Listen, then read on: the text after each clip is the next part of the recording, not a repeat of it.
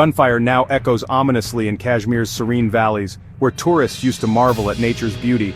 The line of control has transformed into a battleground, with Pakistan violating the ceasefire for the fourth consecutive night. This comes after the horrific Pahalgam terror attack, which killed 26 innocent people.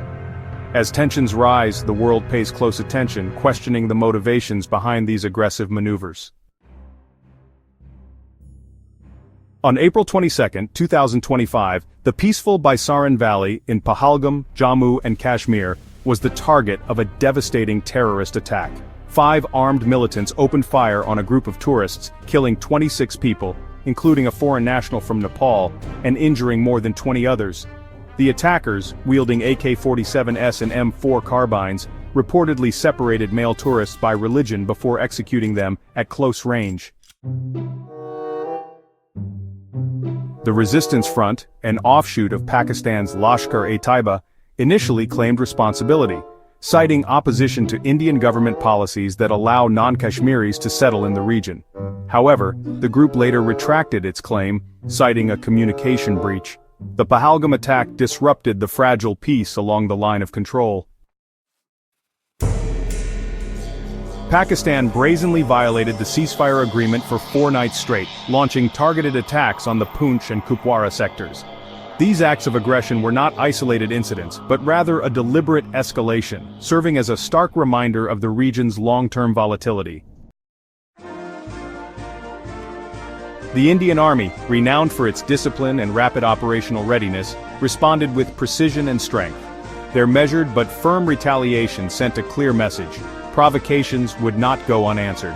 These repeated ceasefire violations indicate a troubling increase in hostilities, raising serious concerns about the area's already fragile stability. The line of control, an unofficial but heavily militarized border between India and Pakistan in the disputed territory of Kashmir, has historically been a tinderbox, a line where tensions simmer dangerously and can erupt into conflict without warning. The recent increase in violence serves as a stark reminder of how fragile peace is in one of the world's most volatile regions.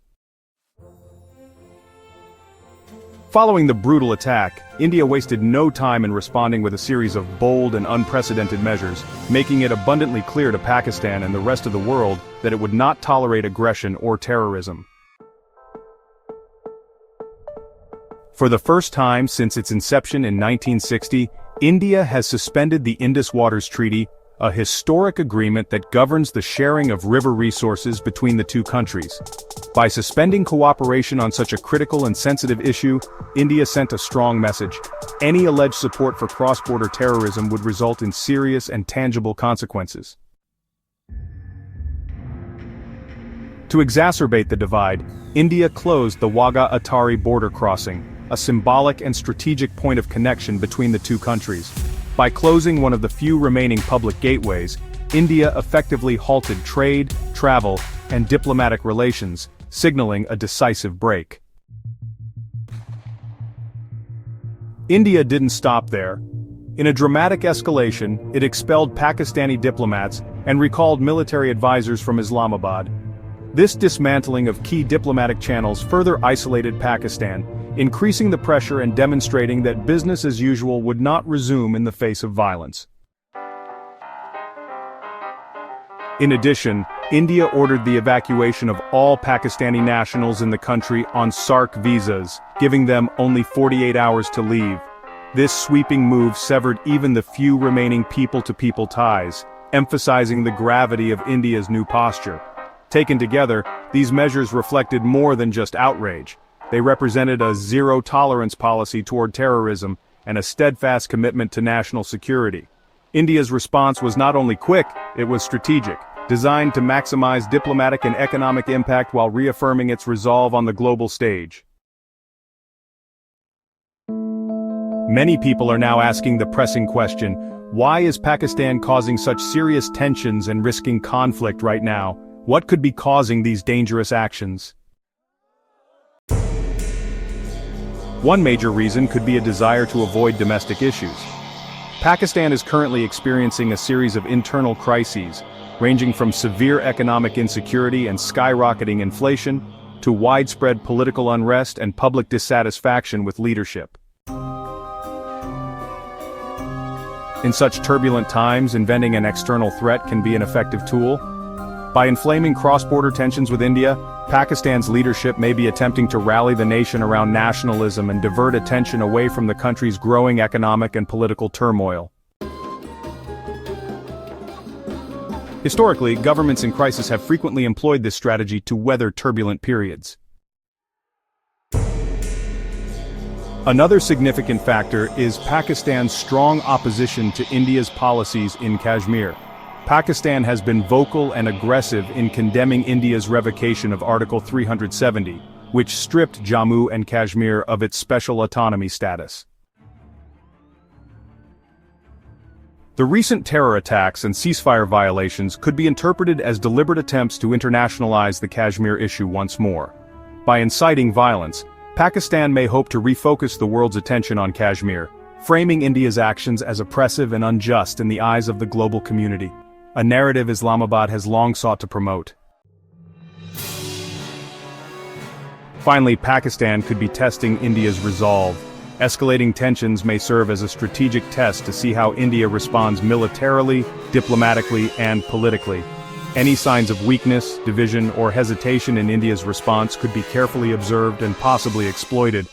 For Pakistan, this is about more than just the immediate conflict. It is also about gathering intelligence and planning for future power plays, whether on the battlefield or at the negotiating table.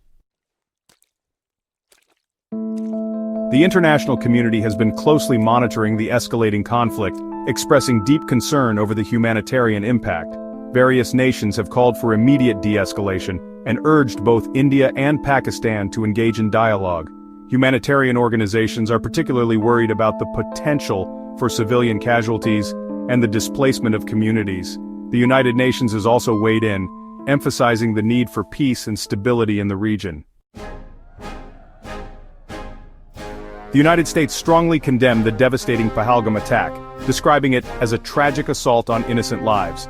In a carefully worded statement, Washington urged India and Pakistan to seek a responsible resolution to their growing tensions. While expressing full support and solidarity with India, the United States notably avoided directly criticizing Pakistan, reflecting the complex and delicate diplomatic balancing act it must maintain with two critical regional partners. At the United Nations, Secretary General Antonio Guterres joined the international outcry, emphatically condemning the violence. He urged India and Pakistan to exercise maximum restraint, emphasizing the importance of dialogue over escalation in a region already fraught with historical animosities. Across South Asia, regional leaders expressed similar sentiments. Many emphasized the urgent need for calm, dialogue, and diplomatic engagement, warning that failure to reach a peaceful solution could further destabilize the subcontinent. Meanwhile, India's decision to suspend the Indus Waters Treaty and close the critical Wagah border crossing has sparked widespread humanitarian concerns. Families that previously moved freely between the two countries are now painfully separated. The Sikh community in Amritsar has been particularly hard hit, with worshippers abruptly cut off from religious sites in Lahore that have deep historical and spiritual significance. As tensions rise, the world keeps a close eye on events, hoping that diplomacy and dialogue will prevail before the human toll rises even further. The situation continues to heat up, and the potential consequences of further escalation are on everyone's mind. The international community is concerned about the ripple effects that could impact global stability and security.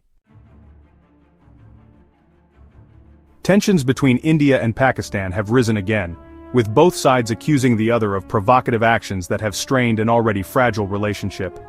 Internal political turmoil in Pakistan, as well as the military leadership's increasingly hardline stance, have only fueled the fire, making diplomatic solutions even more difficult to achieve. Experts warn that this sharp increase in hostility may prompt a limited but forceful military response from India, similar to patterns seen during the cross-border skirmishes of 2016 and the aerial engagements of 2019. As the situation worsens, the world's attention shifts to South Asia. International observers and foreign governments are keeping a close eye on things, fully aware of the disastrous consequences that even a minor conflict between these two nuclear-armed neighbors could cause. The recent suspension of the Indus Waters Treaty, a landmark agreement that has represented a rare point of cooperation between the rivals for decades, is especially concerning.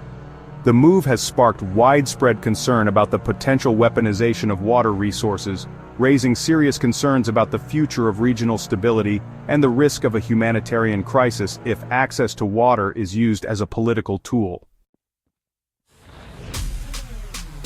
According to reports, the current environment is more volatile than it has been in years, with even minor missteps carrying the risk of serious consequences.